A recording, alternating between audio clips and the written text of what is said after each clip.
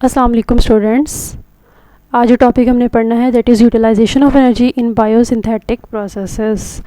ठीक है, 203 पेज पर आपको ये टॉपिक मिलेगा और इस टॉपिक को भी हम स्टार्ट करते हैं। ओके स्टूडेंट्स, आपने पहले देखा था कि नॉन बायोसिंथेटिक प्रोसेसेस जिसमें कुछ भी सिंथेसाइज नहीं हो रहा था, जैसे कि मोटिलिटी यानी कि बैक्टीरिया का फ्लैजेला जब मूव करता है, या फिर हमने देखा था कि सेल के अंदर न्यूट्रिएंट्स जो होते हैं उनका पैसेज उनकी प्लाज्मा मेम्ब्रेन के ज़रिए से, तो इसमें भी एनर्जी चाहिए थी, जो कि आपने देखा था एक्टिव ट्रांसपोर्ट में आपने देखा था कि एनर्जी रिक्वायर हो रही थी। इस तरह बैक्टीरिया की फ्लैजेला की मोटिलिटी में प्रोटॉन मोटिव फोर्स चाहिए थी। तो इन दोनों प्रोसेसेस में एनर्जी यूज़ हो रही थी, लेकिन ये दोनों प्रोसेसेस जो हैं नॉन बायोसिंथेटिक रिएक्शन है, क्योंकि इसमें कोई भी प्रोडक्ट नहीं बन रही थी। ठीक है, तो अब हम बात करते हैं कि बायोसिंथेटिक प्रोसेसेस जो होते हैं ना, उनमें भी एटीपी की ज़रूरत होती है, लेकिन एटीपी की ज़रूरत होती है ताकि हम सिंपल सब्सटेंसेस से कम्प्लेक्स सब्सटेंसेस तैयार कर सकें, यानी कि एनाबॉलिक रिएक्शंस कर सकें।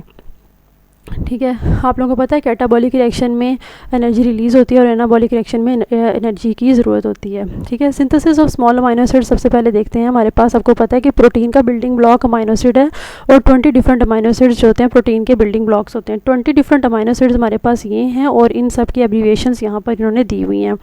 ठीक है, अब हमारे पास मुख्तलिफ प्रोटीन आप इसमें डिफ़र किस हवाले से करती हैं कि उनके अंदर इन अमाइनो एसिड्स का सीक्वेंस का डिफरेंस होता है। इसके अलावा लेंथ ऑफ अमाइनो एसिड्स जो होती है वो डिफरेंट होती है। कुछ के अंदर कुछ चंद एक अमाइनो थोड़े अमाइनो होते हैं, कुछ में ज़्यादा होते हैं और कुछ में बहुत ज़्यादा अमाइनो एसिड्स होते हैं। उसका नंबर ऑफ़ अमाइनो एसिड्स से भी लेंथ ऑफ प्रोटीन जो होती है वो डिफरेंट होती है और इस हवाले से भी प्रोटीन्स डिफरेंट होती हैं।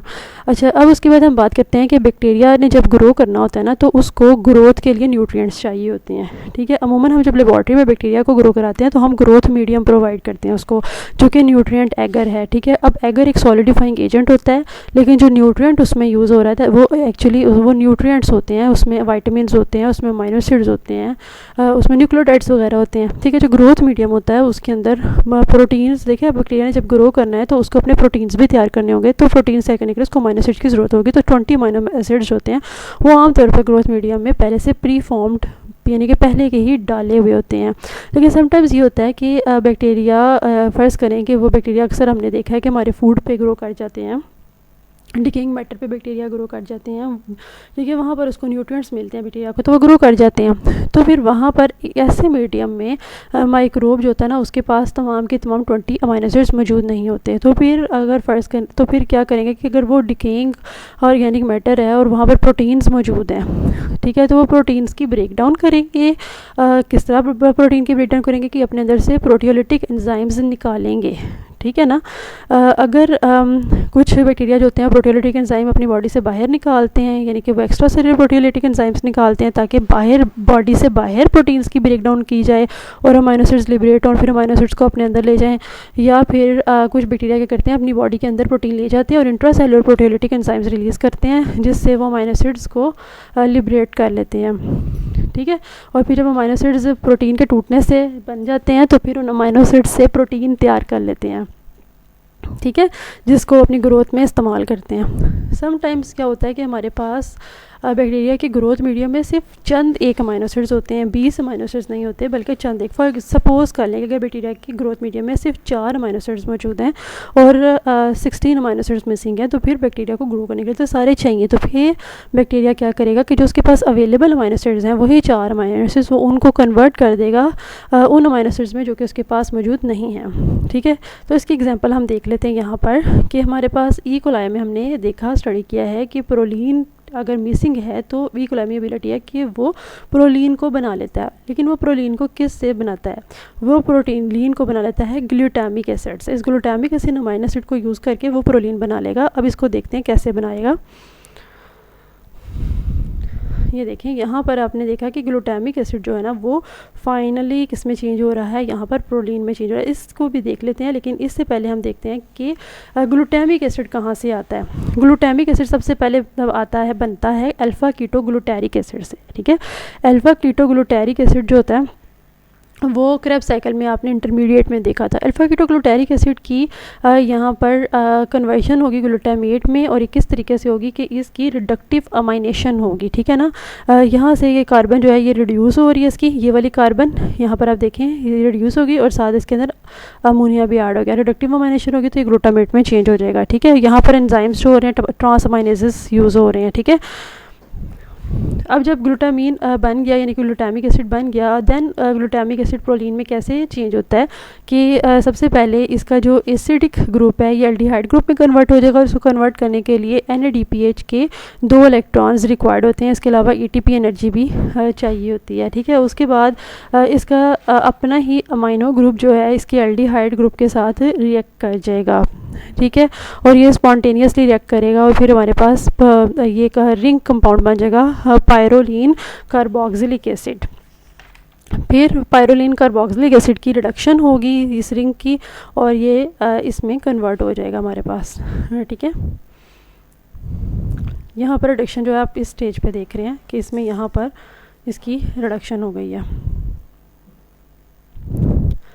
ओके अब यहाँ पर उन्होंने कहा है कि एक ऐसी भी सिचुएशन है कि मीडियम में अगर सिर्फ और सिर्फ इनऑर्गेनिक सोर्स ऑफ नाइट्रोजन हो, ठीक है ना, यानी कि नाइट्रोजन आपको पता है कि अमाइनो एसिड बनाने के लिए चाहिए होती है, क्योंकि अमाइनो एसिड का एक कंपोनेंट अमोनिया होता है, अमाइनो ग्रुप होता है जिसमें नाइट्रोजन रिक्वायर्ड है। तो अगर नाइट्रोजन ग्रोथ मीडियम में इनऑर्गेनिक फॉर्म में मौजूद है, जैसे कि अमोनियम सॉल्ट्स की फॉर्म में मौजूद है, तो फिर माइक्रोब ने उस नाइट्रोजन को ऑर्गेनिक नाइट्रोजन में कन्वर्ट करना है, और फिर उससे सारे नेसेसरी अमाइनो एसिड्स तैयार करने होते हैं।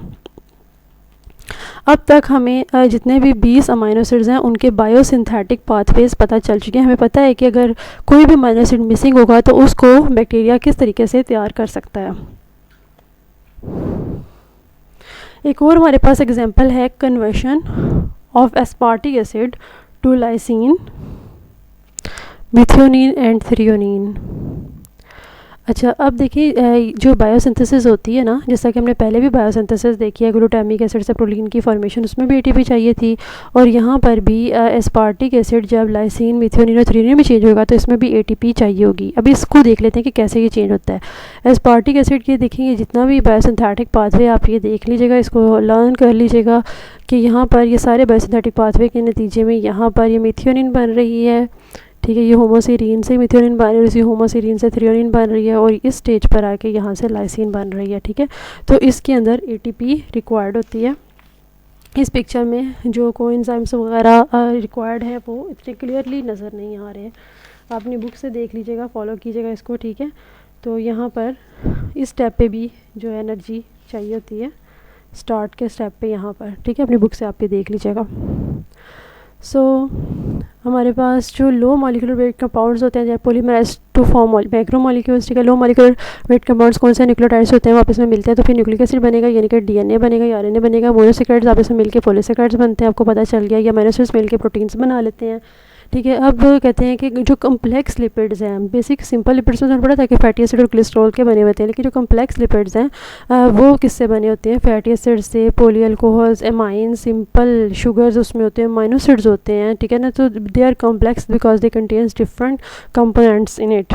देन एस्टिमेट ये किया जाता है कि 150 different small molecules are required to synthesize a new cell. एक नया बैक्टीरिया ने जब बनना है तो फिर उसको स्मॉल मॉलिक्यूल्स कितने चाहिए, कम से कम 150 different small molecules. Small molecules are synthesized from intermediates in the catabolic pathway. मगर स्मॉल मॉलिक्यूल्स में एग्जांपल आ जाती है कि माइक्रो मॉलिक्यूल्स होते हैं वो उसमें आ जाते हैं हमारे पास, प्रोटीन्स अगर ले लें, न्यूक्लियोटाइड्स ले लें, ठीक है, फैटी एसिड्स वगैरह ले लें, ये स्मॉल मॉलिक्यूल्स हैं, ठीक है। ये स्मॉल मॉलिक्यूल्स कहाँ से बनते हैं, ये स्मॉल मॉलिक्यूल्स जो होते हैं वो बनते हैं पायरुवेट से, एसीटेट से, एक्सैलोसिटेट से, सक्सिनेट से, आपने देखा अल्फा कीटोग्लूटारेट से, ग्लूटारेट जो ग्लूटामिक एसिड बना और उससे हमारे पास प्रोलीन बन गया, यानी कि इससे हमने देखा कि अमीनो एसिड कैसे बनता है। इसके अलावा शुगर फॉस्फेट्स,